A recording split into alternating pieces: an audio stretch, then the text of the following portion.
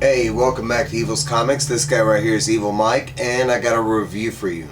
From Image Comics, this is Gospel, issue number 2. It is written, art, letters, colors by Will Morris. Oh, actually, the cover is done by Ver, but everything else is Will Morris. So, in a nutshell, we are following Matilda and David, which he likes to be called Pitt, so we're going to go with Pitt for the rest of the story. And it is basically the devil shows up and he takes over this town. I'm drawing a blank at the name. And he's basically like living in the church or whatever in this certain town. Um, Matilda and Pitt. Matilda is like basically trying to become like a warrior, um, and she's trying to Pitt is basically like a writer, and he's writing her story. Like all her like legends or whatever are over exaggerated in the first book. They kind of showed us an example of like her hunting a boar. I will say that this issue is a lot more specific in the story. There is some background stuff still about the Bible being translated into English and that playing a role as far as like why Satan has taken over the specific like church and town. Um, for reference, it does say 25th September 1538 morning somewhere in Devon, England. Um, but basically, at this time, this is after the events of the first book when Satan kind of shows up and blows up everything. Um, but basically, Matilda and Pitt and they're traveling. As they are traveling, they're going to this like it's like a town. It's called like Onik Tor. But the church that Satan, the name is Saint Rumpus. But they're stopping here because they're trying to convince other like warriors to go fight Satan and yada yada yada. They get here and Matilda basically tries to give this speech that's written by Pitt, and it doesn't go so well. It is very short lived because after she gives the speech, her and Pitt and they kind of all go up the hill, and as they do end up running into Satan.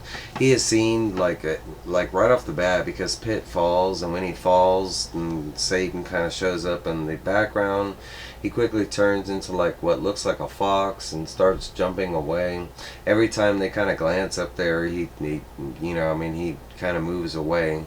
But there is an incident when they finally do see him, and it kind of looks like he's moving backwards but forward. And then a massive explosion happens. Once they wake up, Satan is standing in front of Matilda, and basically Satan says that he wants the town. That's basically it. They have 2 days to give it up, and that's kind of it. Matilda, being a warrior, she doesn't bow down to Satan at all. She instantly tries to swipe at him, and he just basically turns to close. I think it's over here. Yeah, it's like right over here. And she does this sweepy swipey thing a couple different times, and to no avail. Basically, he states what he wants to. He wants them all to abandon the church, and that's basically it. He does mention that Rumpus, the name of the person that the church is named after, Saint Rumpus, that there's a hammer supposedly that smited Satan 200 years ago that was held by Saint Rumpus, and supposedly it's the only thing on Earth that could damage him physically at this time, is what he says. He kind of vanishes, and like as this is going on, someone else kind of runs up to help, and he ends up like bashing Matilda in the head, by accident. There is a lot of mist and stuff when Satan shows up. Basically, at this point, it's just Matilda and Pitt, and they're making their way back to town. Once they get to town, it's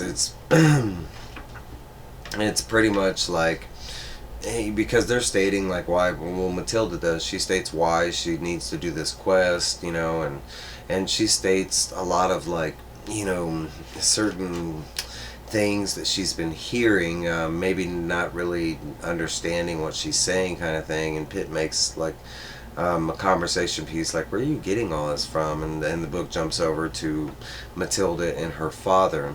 But some of the quotes are like, a good leader feeds but never satisfied. Dependence. Um, let's see. I was trying to find another one. Icon is made sacred not by its creator but by the worshippers who worship him. She has all these like little weird sayings, but supposedly she's getting them from her father. Her father is basically at the church, and he's telling Matilda that she needs to find, something to help them, with Satan and the Saint Rumpus Church. She ends up doing this weird thing where she looks at like the mural that's like on the ceiling or whatever, and she thinks it's pointing her to stuff. But even in the it makes her look like that she's gonna be eaten by this demon thing, and she's like, dang it, that didn't work.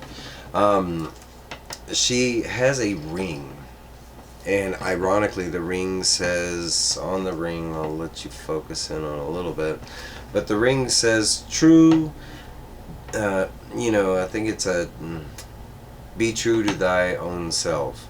And it's kind of ironic because most of this book up until now has all been about Matilda doing these little minuscule things, and Pitt making them out to be this over exaggerated thing, like she's this super badass. She ends up dropping the ring. The ring leads her to a map that she finds of St. Rumpus, and it's actually like this, like some ancient catacombs under the like main like entrance to the church or whatever, and supposedly it leads to where the sacred hammer has been stored or buried or blah blah blah. Shows this to her father. Her father finds this amazing and tell her that she needs to go on the journey, and that Pitt needs to go with her, and that Pitt needs to document the journey. We catch back over to what Pitt has been doing, and just like in the last issue, he's been kind of like finding like new Bibles that have been translated in English. Remember, at this time this is a brand new thing and it's still illegal, but he's been giving them to this one like waitress that works at this bar. He does bring her like 2 copies. There's a conversation with the kids about like idle hands, and he tells the story about the demon Tragle, about how they had to keep him busy, so and that led him back into the good graces of God, and it kind of like the moral of the story, but basically telling them that little story. Pitt gets summoned like eventually by it's the father of the church that's there. I think it's also Matilda's father. It's the same, but I think they're both adopted, and we get to that a little later. But basically he walks up, and like the waitress even says like, don't you don't want anything from him, kind of thing. There's this conversation about like what Pitt wants to do in life, kind of thing, and the father wants him to go on a mission. Pitt listens to what the mission is about, and eventually he declines it, but it's only because like the father says like that after he completes the mission he'll be basically taken care of for life, and he'll be like super comfy, and he just doesn't like that idea. Eventually he ends up taking, of course, the mission with Matilda, to document her travels and this and that. It shows them leaving off, and everybody, they're given some food and some other stuff, and everybody's like, bye, we'll see you later. While this is going on and they have taken off on their journey, it's supposed to be a 2 days journey, I think, to the the Church of Saint Rumpus. But eventually we go to this town hall meeting where Father and this other lady, I can't remember her name, but she's supposed to be like one of the town's icons. We did meet her in the first issue. But basically it's a conversation about, like, it even gets to the point where, like, they're talking about Satan taking over that church and that town, and basically they're like, hey, half of the town is like, we need to abandon it, we'll just build another church, easy peasy, done, we'll just let Satan take it. Of course, you know,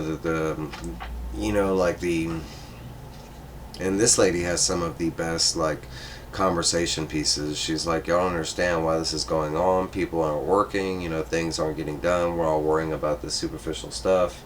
And, you know, y'all are kind of missing the big picture, just worrying about this Satan character kind of thing. The Father kind of speaks up, and he basically tells them for them to do that, to abandon the church and the town, that would mean Satan wins, and that's what he wants to do all along. Eventually he does convince the crowd, you know,